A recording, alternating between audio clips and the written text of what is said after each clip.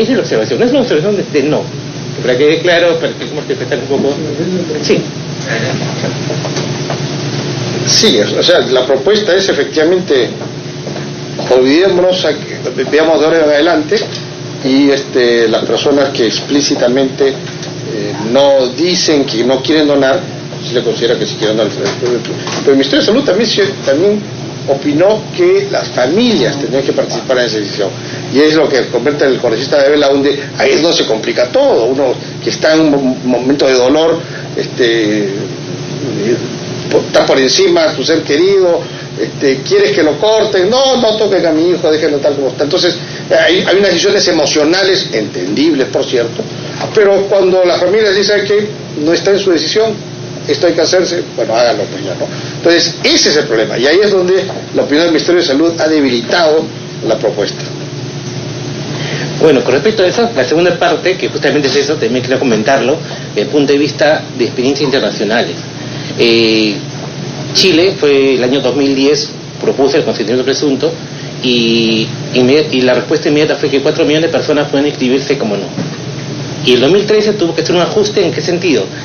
De que para decir, si en caso estuviera, digamos, una lista de espera, aquel que en su DNI decía, o en su, estaba registrado como posible donante, tenía prioridad sobre el que esté inscrito como no.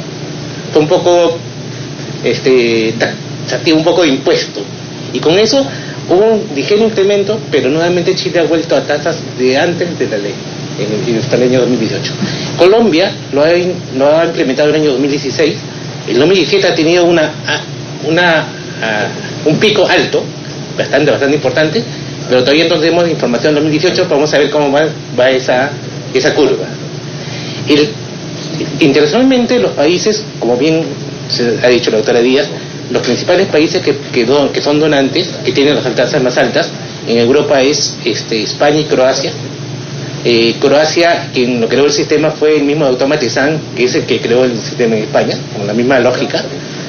En la región es Uruguay, Argentina, Brasil. Todos los países que tienen las tasas más altas de donación tienen consentimiento presunto, pero también siempre solicitan a la familia la donación. El consentimiento. ¿Por qué?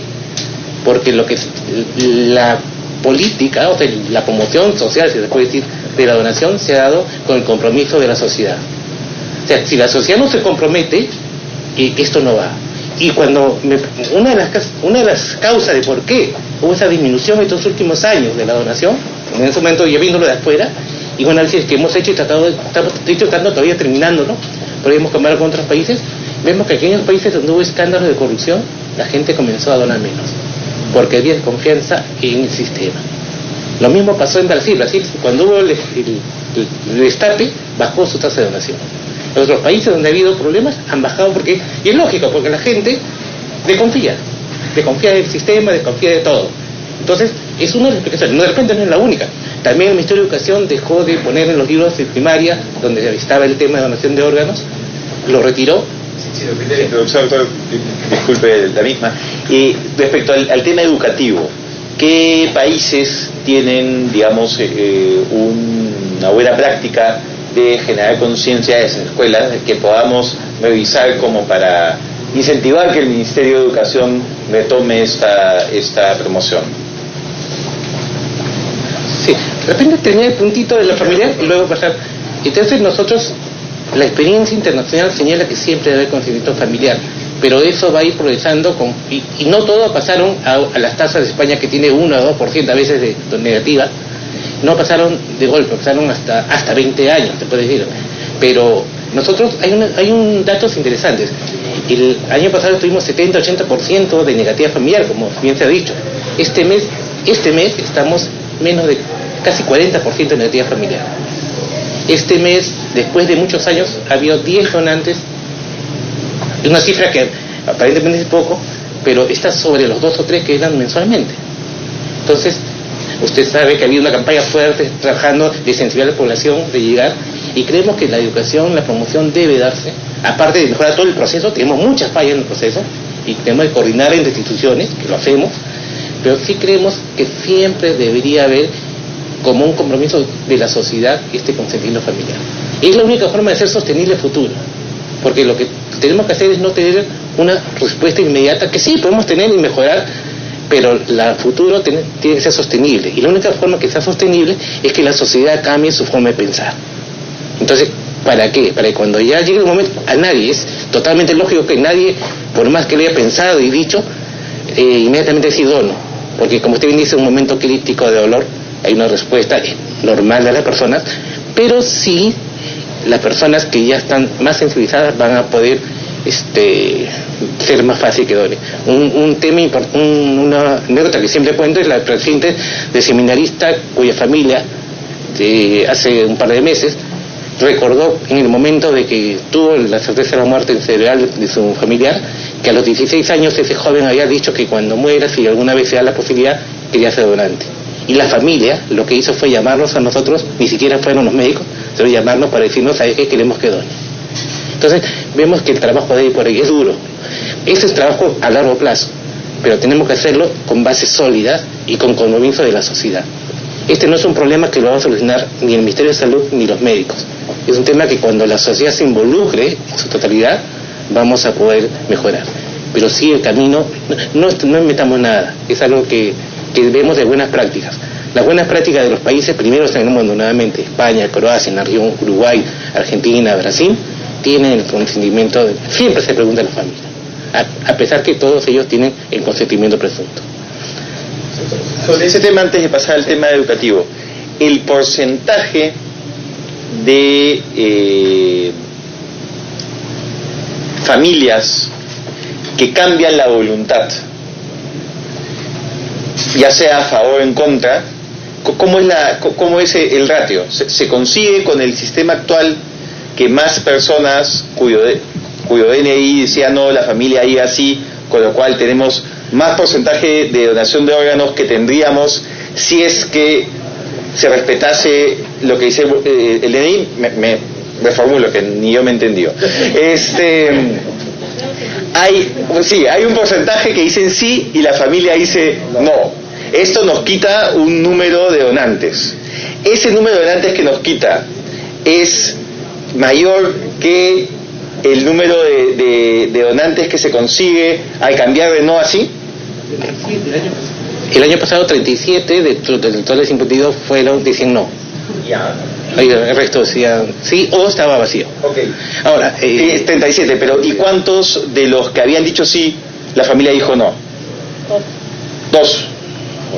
Okay. Eso es bastante probable que cuando la familia dice sí, la menor parte acepta. Lo que pasa es que nosotros tenemos el gran bloque de los dicen no. Sí. No, el gran bloque no, la familia en el DNI dice no. El gran bloque es esos que dicen no, la familia hay que convencerla, mucho le he hecho, pero cuando ya dicen sí en su DNI es mucho más fácil, casi todos aceptan la donación. Entonces, por lo que nosotros queremos hacer es ampliar la base, que es como dicen los tributos, que más gente tribute, no, que hacemos que más gente done. En ese caso la donación presunta no ayuda. Sí, pero digo, la traba es quitar ese 80% que ahorita está en el DNI, que dice sí. Ese es el punto. Y para complementar, también tenemos otro que debemos eliminar, es lo de la licencia de conducir, porque también en la licencia de conducir uno puede expresar su voluntad de donar. Y tenemos que ordenarnos en la forma de poder expresarlo. Totalmente. De acuerdo, pero digamos, si hay una nueva ley que dice olvídese de su licencia de conducir todos, y a partir de ahora todos van a tener que hacer un trámite especial para cambiar su DNI de no así. Ya, y si se dice no, se considera así, salvo que lo haya cambiado. O sea, es una nueva ley que todos vamos a cumplir. En ese caso, aumenta automáticamente la oferta de personas que son donantes. Mi pregunta es, ¿eso no ayuda? Sí, pero había que primero retirar ese capítulo, ese detalle de que debe respetarse lo que ya está expresado, porque ya tenemos en el DNI. ¿Habría que retirarlo? Eso es un añadido en la ley nada más. O sea, está así. Lo que pasa es que lo que no ayuda es que el Ministerio de Salud opine en contra. Es lo que no ayuda. Sí. ¿Le parece creo que es sobre este tema en específico. Si autoriza la interrupción, entonces procedemos con la interrupción y luego, por supuesto, le damos el uso. Perfecto, muchas gracias. Félix Carrasco, soy cirujano que hace trasplantes en el Hospital Regagliati. Hay un tema con respecto a este punto, que es una familia no informada que se opone a la donación, así el familiar diga que sí. ¿Y qué es lo que vemos? Se oponen, el paciente está en cuidados intensivos, se oponen a rajatabla, no quieren, se meten a la unidad de cuidados intensivos, se abalanzan sobre su paciente y no quieren que nadie los toque. Si uno intenta convencerlos, amenazan, golpean, porque es su paciente, es su propiedad, en su cabeza es su propiedad, ¿ok? Llaman a la prensa, se van a la prensa, reportajes de canales de difusión masiva, malinformando a la población. Está habiendo reportajes de tráfico de córneas en el país, cuando la ablación de córneas en la morgue está perfectamente autorizada por ley, pero sale el reportaje. Entonces los medios de comunicación tienen un rol importante y malinforman y desinforman, porque la familia los llama y recogen esa versión de ellos, y tenemos corrientes en contra de la donación. ¿Por qué?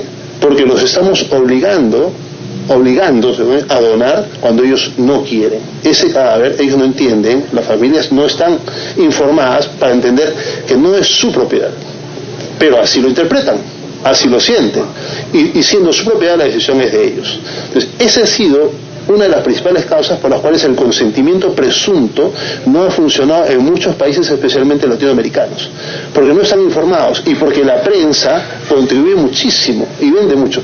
Esa familia a quien se le obligó, cuando no querían donar, se le obligó a que uno le saque los órganos, ¿sí? Se les obligó, difunde entre su familia, entre los allegados de su familia, y se genera una corriente o un grupo de gente que está en contra de la donación. O sea, no ganamos, perdemos. Y si encima eso llega a medios de difusión masiva, peor aún.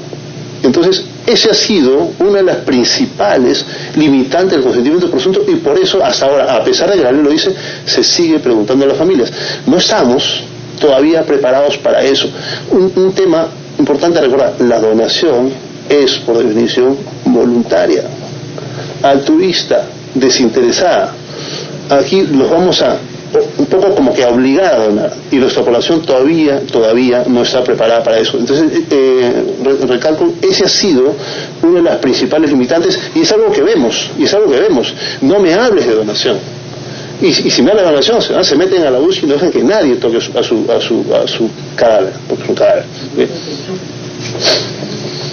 Es verdad, yo creo que esa es la situación actual. El efecto que produce siempre que uno da una ley es la publicidad.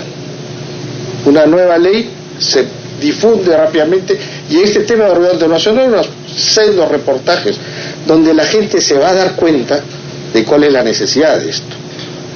No cabe duda que siempre va a ocurrir un caso, efectivamente va a ocurrir alguno que dice, no, que le quitaron los órganos y Dios sabe si lo vendieron y me ha entregado mi hijo mutilado. Puede haber ese caso. Pero cuando se difunde que ahora hay una ley de donación de órganos y todos somos donantes presuntos, y lo que ha hecho el doctor no es ilegal, está perfectamente legal, en todo caso échale la culpa al congresista Bruce, pero la ley se dio y la ley se publicitó y los medios hicieron un reportaje. Eso ayuda a cambiar un poco el chip. Y por otro lado, el argumento, porque yo también lo he escuchado, hubieron argumentos que decían, pero no, vamos a, de esa manera se posibilita el tráfico negro de órganos. Y digo, todo lo contrario, al haber más oferta, se incentiva el tráfico de órganos, porque la oferta ha incrementado. O sea que ese argumento no tiene validez. Es decir, que un familiar salga a la prensa y decir, han vendido sus riñones, ya no es tan creíble como lo es ahora, donde hay gente, hay que decirlo claramente, que paga para que le donen un órgano, un riñón. Hay gente, usted lo sabe, hay gente que paga para que le donen un riñón. Ese es tráfico humano, digamos, terrible. Pero cuando la oferta es más grande, ya eso se desincentiva. Es el temor al cambio, yo lo sé, pero lo que digo es, tampoco estoy diciendo que sea la solución perfecta. Van a haber problemas, pero vamos a salvar más vidas. Eso es sí, mire, muy puntual. Cuando nosotros salimos a hacer entrenamientos fuera del país o salimos a congresos y conversamos con gente de fuera, conversamos sobre estas cosas. Y en general, en los países latinoamericanos donde hay consentimiento presunto, están de acuerdo en que no les ha ayudado, genera un impacto muy temprano, muy esporádico, y luego vuelven a sus tasas basales, como comentaba el doctor, como sucedió en Chile, por ejemplo. Entonces, ¿por qué? Porque ocurre precisamente eso que estoy comentando, que no es esporádico. Eso no es esporádico, no es uno que otro paciente que hace estos problemas. Es la mayoría de pacientes cuando se sienten vulnerados ante su propiedad, que la consideran así al cadáver que es un familiar suyo, que fue un familiar suyo. Entonces, no es infrecuente, es lo más frecuente, y esa es la justificación por la cual cuando conversamos fuera, la mayoría no está de acuerdo y la mayoría propone que se siga preguntando a la familia. ¿Por qué seguir preguntando a la familia si se van a negar? Pues hay que educarlos. O sea, hay que partir un poco de más atrás. O sea, educación a la familia. Usted preguntaba hace un momento qué países tienen. En Argentina, el Incucay, que es el símil de la DIGDOT acá en el país, tiene cuentos para niños. La DIGDOT acá en el país, la Dirección General de Donación y Trasplantes, que antes era la organización, cuentos para niños desde el jardín, desde la preprimaria, de donación de órganos, del cangrejo que perdió su caparazón y el otro que le va a donar porque se moría su caparazón. Desde niños lo van educando. Pasa por eso, pero para no diluirme, no es infrecuente, y la mayoría de países, como digo, cuando preguntamos y conversamos, están de acuerdo en que hay un impacto negativo cuando la familia se opone y la prensa lo vende. Doctora. Perdón. Gracias. El micro, por favor, para... Sí. Muy bien, ahora, doctor, usted ha sido víctima del procedimiento parlamentario, que es que a veces uno pide la palabra, pero el debate se arma de tal manera que uno tiene que esperar varios minutos. Así que adelante, por favor. Gracias. Es grato escucharlos. El que habla es el teniente coronel Alan Garibaldó Olivares. Soy el subdirector del Instituto de Trasplantes de Órganos y Tejidos de las Fuerzas Armadas y Policía Nacional del Perú. Escuchándolos me hacen recordar 3 escenarios, conversando con la familia y conversando con los amigos y sobre todo con los pacientes. Hay un paciente que está en lista de espera y su esposo me dice: yo pensaba que no había condena de muerte en Perú. Y yo le digo: pero no hay. Después me dice: sí hay. Mi esposa está y no puedo hacer absolutamente nada porque hay déficit de donantes. Sí, pues, no hay condena de muerte en el Perú. Como que me hizo reflexionar bastante ahora, sobre todo ahora que estoy en este puesto, ¿no? Que tengo más contacto con ellos. Hay que ver eso también, ¿no? Cómo se sienten ellos como familiar, como esposo, como padre, como hijo, como esposa, ¿no? Otro escenario que me ha hecho recordar mucho el congresista Bruce: hace 47 años perdí a 2 hermanos muy pequeños. Hoy día tengo 49 años. El dolor que siente un familiar cuando pierde, ¿okay? Yo creo que nadie quiere pasar por eso. Nadie quiere pasar. Yo lo he vivido de forma particular con mis 2 hermanos. Y básicamente el otro escenario es, como médico, ¿qué médico no se siente actualmente con temor a ser denunciado por algo? ¿Qué médico no se siente denunciado con ese temor? Creo que todos, desde el director de un establecimiento de salud hasta el último médico que está en ese establecimiento de salud, tiene temor a ser denunciado. Pero si la ley nos ampara, está bien, saquemos pecho, vamos, nos enfrentamos, porque la ley va a estar a nuestro favor, porque así lo dice la ley. No he hecho nada irregular, mis procedimientos han sido los correctos en mi establecimiento de salud. Entonces no tengamos miedo al cambio. ¿Por qué tener miedo a un cambio? Dice que lo único permanente en la vida es el cambio. Entonces, hay que aventurarnos a ese cambio porque vamos a estar protegidos con la ley. Definitivamente, todos no queremos estar en la lista de espera. Pero ese caballero que saca su DNI y dice, no quiero donar órganos, pero si entro en la lista de espera, ahora sí quiero. Creo que no es justo para aquel que dice, sí quiero donar mis órganos voluntariamente, solidariamente.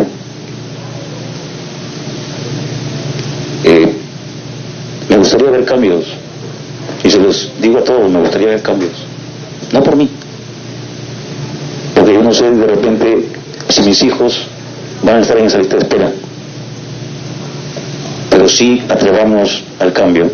Yo creo que es bueno saber la consulta que se le puede dar al familiar del procedimiento que me dice la ley que voy a ejecutar, amparado en mi ley, pero solamente es una consulta. El procedimiento tiene que seguir porque es un mandato de la ley. No es obligatorio, sí, no es obligatorio, por supuesto, nadie puede obligar,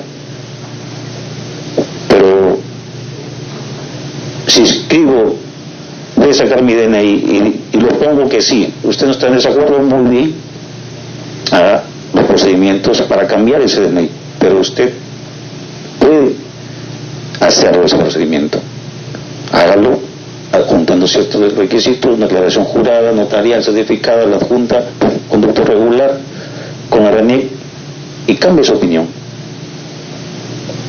Pueden ver 1000 formas de cambiar las cosas, pero creo que la consulta final de la familia, de mi acto voluntario, solidario y consciente en su momento, no debe de primar.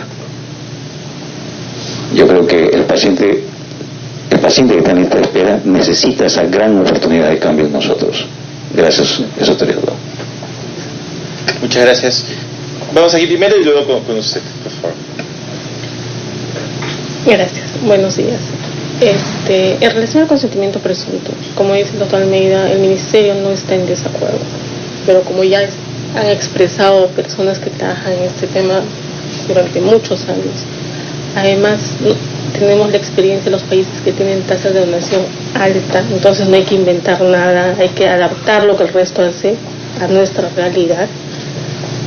España es experto en entrenar a los médicos para hacer entrevista familiar. ¿No? ¿Por qué? Porque consideran todavía que la entrevista familiar es el pilar de la donación de órganos. Yo he podido tener la oportunidad de entrar a las entrevistas allá, y cuando la familia se niega, igual aceptan la voluntad de la familia, porque estamos hablando de una situación difícil, de una muerte que no conocemos la mayoría, porque no estamos educados. O sea, todo el mundo sabe que el muerto es frío, sin el corazón latiente. Entender que un muerto está en cuidados intensivos y que pareciera que estuviera vivo es complicado. Usted bien decía de su experiencia, la familia dudó. ¿Saben por qué? Porque no estamos preparados para perder un hijo, a un papá, a una mamá, y encima que si tú ni siquiera entender eso que estás viendo, porque todo fue tan rápido, vengan y te digan, mira, ¿sabes qué dice su DNI? Y le saco los órganos, así, ¿no? Por hablar groseramente, va a pasar lo que nos pasó con el tema de córneas. El año pasado hubo una denuncia, y ha sido conocido por todos, sobre la extracción de córneas en la morgue. Como el doctor Carrasco lo ha dicho, es legal, la ley lo permite, que todo paciente que va a la necropsia y que esté en la morgue, se le puede extraer las córneas sin necesidad de estar pidiendo el consentimiento de la familia. Sin embargo, hubo una familia que denunció a un tema legal, como es el consentimiento presunto que se está proponiendo, y no hemos trasplantado 6 meses. 300 personas aproximadamente sin trasplantarse, porque hubo denuncias, el ministerio paró, ¿no? En la morgue se paró, tuvimos que conversar, tuvimos que hacer documentos de asesoría legal del Ministerio de Salud, apoyando a los médicos que están siendo denunciados, y al final quedamos que solamente se debe extraer las córneas de los pacientes en NN, ¿no? Que no son registrados. Pero ahora en el país NN tenemos poco, porque han trabajado muy bien en la identificación de las personas. Entonces, para hacernos una idea que podría significar estamos de acuerdo en el consentimiento presunto, pero tenemos que educar. ¿Por qué España, Incucay, que es Argentina, tienen buenas tasas? Porque la gente está educada. Porque, como dice el doctor Carrasco, desde chiquititos se les enseña que existe el tema de la donación. Desde chiquititos se les enseña este concepto de la muerte encefálica, que es difícil de entender, y más cuando estamos en un tema de dolor, ¿no? Entonces hay que evaluar eso. ¿Qué tanto vamos a perder de repente? ¿Vamos a seguir sometiendo a los pacientes a una muerte segura? Si de repente no analizamos bien el contexto, lanzamos el consentimiento presunto. De repente va a pasar lo mismo que pasó con las córneas, y 300 pacientes han dejado de trasplantarse en 5 meses. Y ojo, los pacientes con ceguera son gente joven. La patología por opacidad corneal es en gente joven, gente que tiene entre 35 y 55 años, está el 40% de esas personas ciegas. Gente que podría trabajar, gente que tiene familia, que dejan de generar porque lamentablemente no se pueden trasplantar. Y tenemos 5.000 pacientes en lista de espera para trasplante de córnea, de los que están inscritos en la lista, porque hemos hecho un análisis y aproximadamente 15.000 peruanos deberían ser trasplantados. Entonces, encima que trasplantamos poco y tenemos estos problemas porque del amor ya era de donde se sacaba, se extraía la mayor cantidad de córneas para los pacientes, ahorita no podemos hacerlo. Y simplemente no se trasplantan, están ciegos, gente joven. Entonces hay que un poco analizar esto, trabajar mucho en la educación, en concientizar a las personas para que llegado el momento respeten nuestra voluntad de querer ser donantes, nuestros familiares.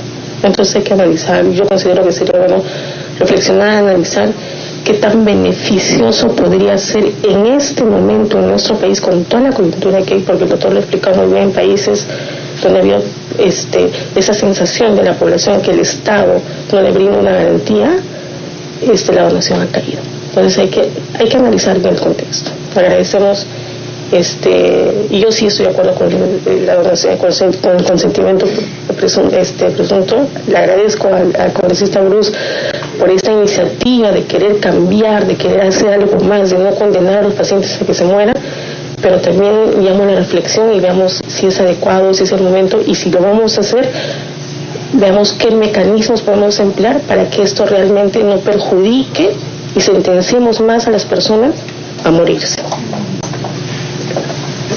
Muchas gracias. Doctora, adelante y luego para aquí. Buenos días, mi nombre es Patricia Chilet, actualmente trabajo en la Subgerencia Procura de Seguro Social. Bueno, primero, antes de empezar, decirles que estoy muy conectada en este momento haciendo una coordinación, porque en el norte del país hay una familia que autorizó la donación de su familiar fallecido, una joven de 22 años, y que quería mencionarlo porque ella habló en vida de que era donante y simplemente la familia ha hecho cumplir su palabra. ¿Por qué lo menciono? Porque en este momento de dolor que sufre la familia, la pérdida de un hijo, en este caso son los padres los que han autorizado, el que la persona haya hablado en vida su decisión de ser donante es un peso menos para la familia de tener que decidir en ese momento de dolor si es que quiero o no yo entregar los órganos de mi hija, ¿verdad?